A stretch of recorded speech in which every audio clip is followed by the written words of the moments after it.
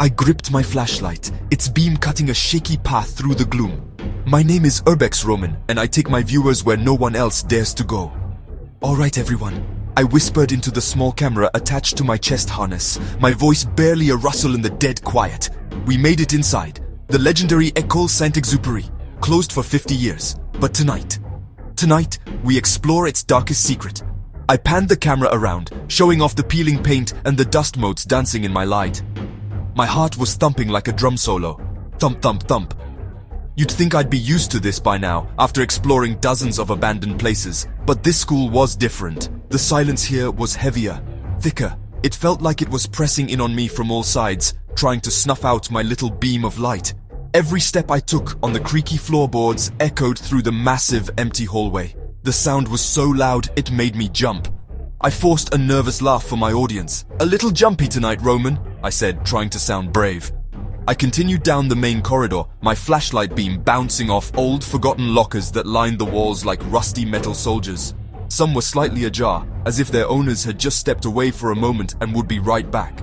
But they weren't coming back. No one had walked these halls in half a century. The air was thick with the smell of chalk dust, old paper, something musty and sour, like a secret that had been kept for far too long.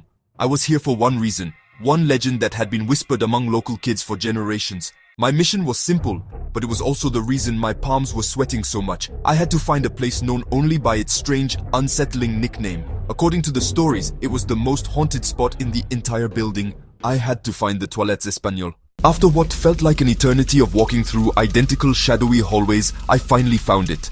At the very end of a long dark corridor, there was a single wooden door. It was different from the others.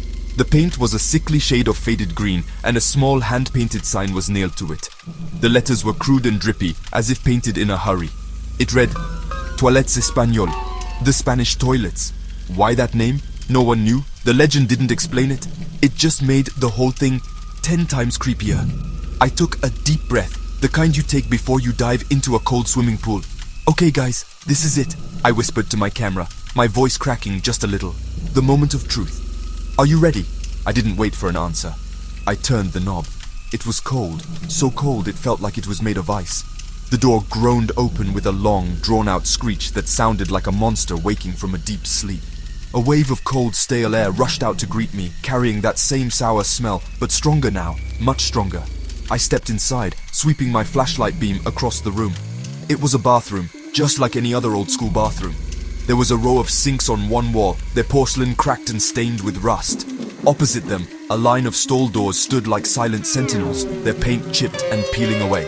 But the mirrors above the sinks, they were covered in a thick layer of grime, so thick you could barely see your reflection. It was like they didn't want you to see what was looking back. The silence in here was different too. It buzzed like an old refrigerator humming in the dead of night. I walked slowly toward the center of the room, my boots crunching on bits of fallen plaster and dirt. The air was heavy and damp. "Whoa," I breathed, panning the camera from the sinks to the stalls. "This place, it feels wrong." I tried to shake off the creepy feeling, forcing a smile for the camera. "Just some old graffiti, my friends," I said, my voice sounding weak and shaky even to my own ears. "Let's check out these stalls." I walked over to the first one and gave the door a gentle push. It swung open with another long, painful creak. I shined my light inside. It was empty, except for more dust and a few cobwebs. I was just starting to think the stories were just stories when I heard it. A sound. It was a whisper. So faint I almost missed it. It sounded like it came from right behind me. I spun around, my flashlight beam cutting wildly through the darkness. Nothing, just the grimy sinks and the dark, cloudy mirrors. My heart was hammering against my ribs. "Did you guys hear that?" I asked my camera, my eyes darting into every dark corner. The live chat on my phone was going crazy. I turned back toward the stalls, my back to the mirrors. That's when I heard another sound. Tap, tap, tap. It was the sound of footsteps, soft bare feet walking on the tiled floor. They were getting closer. I held my breath listening. The footsteps stopped right behind me. I could feel it, a cold spot in the air. A presence so close I felt like I could reach out and touch it.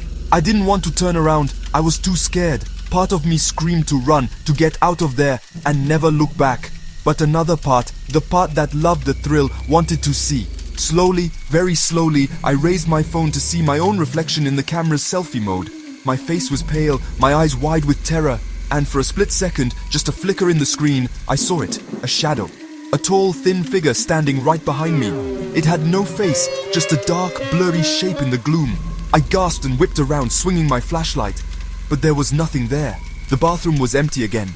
The whispers had stopped. The footsteps were gone. It was just me, alone, or was I? My hands were shaking so hard I could barely hold the flashlight steady. The beam danced crazily on the walls, shadows leaping and twisting. Then the whispers started again. Not a hiss, words, faint breathy words, swirling around me. Leave. This place.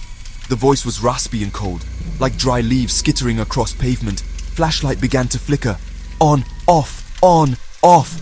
Stall doors began to creak, all at once. Creak, groan, creak. The growling was coming from the last stall at the end of the row, the one I hadn't checked. The darkness was absolute. I couldn't see my own hand in front of my face. All I could hear was the frantic pounding of my own heart and that low, menacing growl. It was a wet, animalistic sound, full of hate. It was getting louder, closer. I fumbled with my phone, my fingers clumsy with terror, trying to turn on its light. The growl was coming from the last stall at the end of the row, the one I hadn't checked, the one with the words "Get out" scratched into the door. I knew, with a certainty that chilled me to the bone, that something was in there, and it was about to come out. The stall door began to rattle violently, shaking and shuddering in its frame as if something massive was throwing itself against the other side. The wood splintered, the lock strained, the growling intensified, turning into a furious, guttural roar that vibrated through the floor and up my legs. I was frozen in place, a statue carved from pure fear. My mind was screaming, "Run! Run!" but my body wouldn't obey. I could only stand there in the suffocating dark, listening to the monster trying to break free. Crack! With a final explosive splintering of wood, the stall door flew off its hinges and crashed to the floor. For a moment, there was silence again, a terrible, heavy silence. Then, from the black square of the open doorway, 2 points of light appeared, 2 glowing, red eyes. They stared at me from the darkness, burning with ancient malice. A wave of indescribable cold washed over me. This was no ghost. This was no shadow. This was something else, something older, and far, far worse. The creature stepped out of the stall. I couldn't see its shape in the dark, only those 2 burning eyes and the vague outline of a huge twisted form. A deep demonic voice boomed through the small room, a voice that wasn't just heard with the ears, but felt in the soul. It spoke one word. And then it lunged. It leaped out of the darkness, a nightmare of claws, teeth, fury, straight at me, straight at the camera. The last thing my viewers saw was my own face, wide with a silent scream as the monster filled the frame. Then the screen went to static, and then it went black.